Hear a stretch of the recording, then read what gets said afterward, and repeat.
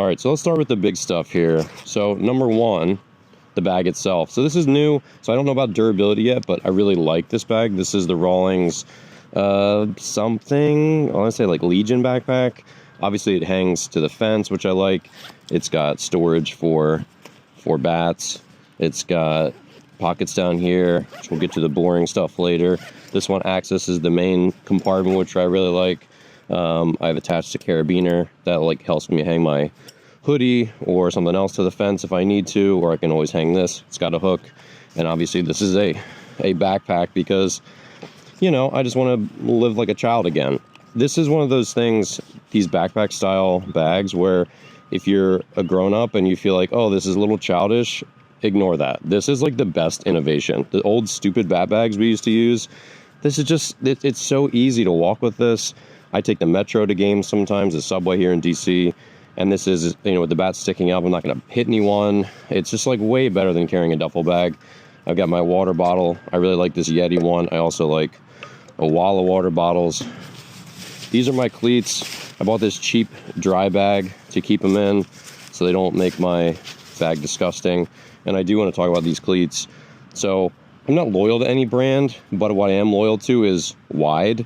If you look at my New Balances here, these are also the 2E wide versions of these turfs.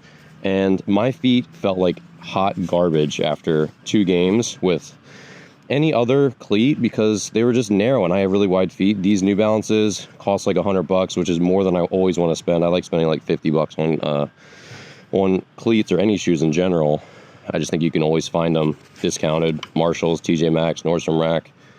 But these were well worth it because my feet feel so much better just having the extra space in these New Balances. And I think they look good. I like New Balances. They're comfortable. These are back my new batting gloves. These are the Rawlings Workhorses. I just try to get batting gloves that are more durable. I had a great pair of Marucci. They're like Workman series. They lasted two years. They were awesome. These are my new replacements, just trying these out so far. I really like them. No info on durability yet. My gloves, and look, I was a pro baseball player. I've been playing all my life. I spent a lot of money on gloves. You know, this is an A2K. This thing retails for like $400. I got it way cheaper. This was on sale from justgloves.com. Got it last year. I think I paid like $250 for it, and I just love this glove to death. This is a 12-inch. I keep 2 sizes. I usually travel with 2 gloves to games. This one's 12 3/4 is an A2000. I also got this on sale. This was like $200. These retail for like $300 now. But I just love high quality gloves. I do think you get what you pay for. And both of these gloves will last me 10 years or more because I will take care of them and they take care of me. It's up to you what price point you want to spend on a glove. I always carry a couple softballs just to make sure, something to play catch with. This is another item. This is the Diamond MMA cup. Now, cups themselves, like this is a really good cup. It's got a really thick, flexible rubber end. It's really comfortable. It protects really well. It does not rattle around because of, again, their jock strap and their compression short design. So I always bring this with me because if I'm playing infield, I don't want to take one to the groin because it hurts. And health insurance is expensive. I always bring a rag. I love Mango, Trader Joe's. I bring a couple types of tape. This is K-tape, and I don't use this I think kinesiology tape is nonsense, but this is like the best blister protection. So if I get a blister in my cleats and I need to take care of it, this stuff is super duper sticky. It will stay on for like 2 days. It'll stay on through a shower, and it's got really good coverage where this like really works well for blisters. This is the same stuff, just different colors. I usually just have one roll in here. I bring athletic tape. I rarely use it, but you never know when you need it. This is something that I think is interesting to talk about. In baseball, we use pine tar or tack all the time because, like with wood bats, you know, they're slippery. I like this. That's why this bat here is dirty. I like a little extra tack, even though this is a pretty decent grip. I'm also a slightly more sweaty than average guy, so I want, if it's like really hot in the summer, I want to make sure I have really good grip. So I like to travel with a pine tar stick.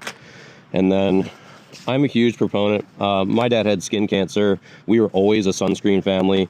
These are Japanese sunscreen versions. I love the Japanese sunscreen. I was in Japan just recently. I also love Trader Joe's sunscreen. I am one of those people that bugs will relentlessly pursue, so I always bring bug spray.